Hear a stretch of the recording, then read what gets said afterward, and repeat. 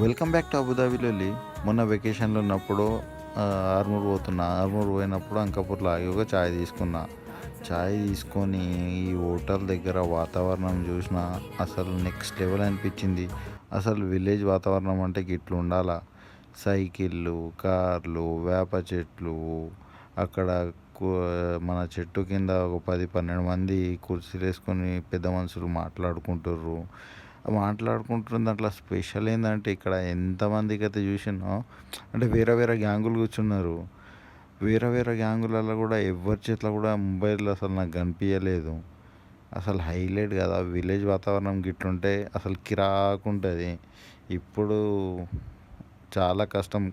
అన్ని విలేజ్లలో అయితే ఈ వాతావరణం దొరకది. బుల్లెట్ మీద వచ్చి చాయ్ తాగుతుర్రు. అసలు వావ్! అంకాపూర్ అంటే ఏందనుకున్నా కానీ నెక్స్ట్ లెవెల్ ఉన్నది. అప్పటి వరకు అయితే అబుదాబిలో సబ్స్క్రైబ్.